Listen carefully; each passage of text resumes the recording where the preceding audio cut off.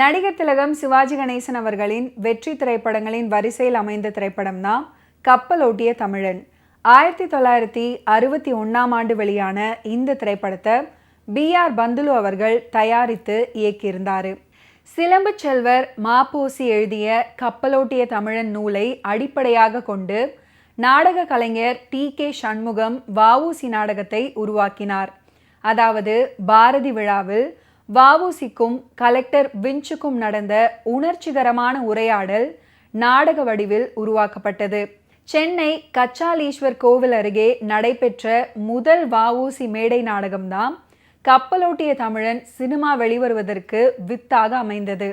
தளபதி சிதம்பரனார் அப்படின்ற பெயர்ல மாப்போசி எழுதிய கப்பலோட்டிய தமிழன் நூலை அடிப்படையாக கொண்டு சித்தரசன் என்பவர் எழுதிய பிரதி சென்னை வானொலியில் நாடகமாக அரங்கேறியது. அந்த நாடக பிரதியை செப்பம் செய்தவர்கள் நாடக கலைஞர் பகவதி, புத்தனேரி சுப்பிரமணியம் மற்றும் சித்தரசன்.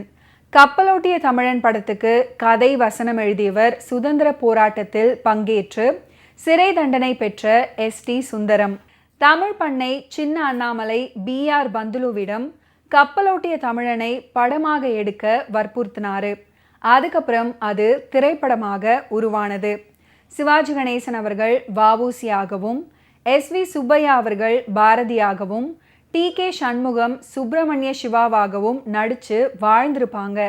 சிவாஜி அவர்கள் தன் வாழ்க்கையில் பல 100 படங்கள்ல நடிச்சிருந்தாலும் தனக்கான பெரும் சவாலான கேரக்டர் வ.உ.சியாக நடித்தது மட்டுமே அப்படின்னு ஒரு பேட்டியில சொல்லியிருக்கிறாரு. கப்பலோட்டிய தமிழன் படத்தின் ஆலோசனை குழு தலைவராக மாப்போசி இருந்தார். முதற்கட்டமாக படத்தின் கள ஆய்வுக்காக ஒட்டப்பிடாரம், தூத்துக்குடி, கோவில்பட்டி, நெல்லை, கோவை சிறைச்சாலை ஆகிய இடங்களுக்கு சென்று பல தகவல்களை திரட்டினார்கள். இவருடன் சிவாஜி கணேசன் அவர்களும் இயக்குனர் பந்துலு ஆகியோரும் சென்றனர். தமிழ்நாடு அரசின் முதல் வரிவிலக்கு அளிக்கப்பட்ட படம் இதுவே. தமிழக மக்கள் அனைவரும் பார்க்க வேண்டும் அப்படின்ற நோக்கத்தில் அளிக்கப்பட்டாலும் அன்றைய நாட்களில் படம் தோல்வியை சந்தித்தது.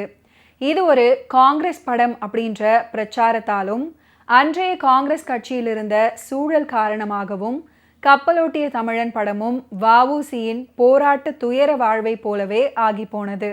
சிவாஜி அவர்கள் தன் வழக்கமான உடல்வாகு கொண்ட கம்பீரத்தை வ.உ.சி. கதாபாத்திரத்துக்காக எந்தவித மிகை நடிப்பின்றி அடக்கி வாசித்திருப்பார். நெஞ்சில் உரமுமின்றி நேர்மை திறமுமின்றி செப்பி திரிவாரடி கிளியே அப்படின்ற பாரதியின் பாடல் காட்சி வரும். வ.உ.சி. வணங்குவார். அவர்கள் கண்டு கொள்ளாமல் போவார்கள். அந்த இடத்தில் வ.உ.சியை கண் முன்னால் அப்படியே கொண்டு வந்து நிறுத்தியிருப்பாரு நடிகர் திலகம். கப்பலோட்டிய தமிழன் திரைப்படத்தில் அமைந்த ஒரு அற்புதமான பாடல் தான் ஓடி விளையாடு பாப்பா அப்படின்னு தொடங்கக்கூடிய பாடல். இந்த பாடலை சீர்காழி கோவிந்தராஜன், V.T. ராஜகோபாலன், K. ஜமுனா ராணி மற்றும் ரோஹிணி அவர்கள் இணைந்து அற்புதமாக பாடியிருப்பாங்க. ஒரு முறை தமிழ் பண்ணை சின்ன அண்ணாமலை சிவாஜி அவர்களுடன் நாகர்கோவில்ல படப்பிடிப்பு முடித்து வரும் வேளையில கவிமணியை பார்த்து விட்டு போகலாமா அப்படின்னு கேட்டிருக்கிறாரு. அப்போது தேசிக விநாயகம் பிள்ளையை காண சிலருடன் சென்றிருக்கிறாரு. கவிமணி அனைவரையும் விசாரித்து வரவேற்றவர் சிவாஜியை பார்த்து யார் இந்த தம்பி அப்படின்னு கேட்டிருக்கிறாரு. அடுத்து என்ன தொழில் பண்றாரு அப்படின்னு வெளியுலகமே அறியாத கவிமணி விசாரிச்சிருக்கிறாரு. சின்ன அண்ணாமலைக்கு சற்று அதிர்ச்சி, வந்தவர்களுக்கும் ஒரே ஆச்சரியம். சினிமா உலகில் சிவாஜி அவர்கள் உச்ச கட்டத்தில் இருந்த நேரம் அது. சின்ன அண்ணாமலை ஒரு வழியாக நிதானித்து கவிமணியிடம் பாட்டா, அதாவது நாஞ்சில் நாட்டில் கவிமணியை அன்புடன் அழைக்கும் சொல்.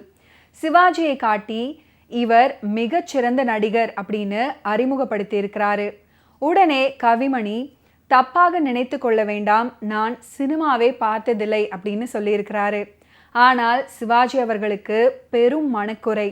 நாம் உலகமே போற்றும் புகழ்பெற்ற நடிகர் அப்படின்னு நினைக்கிறோம்.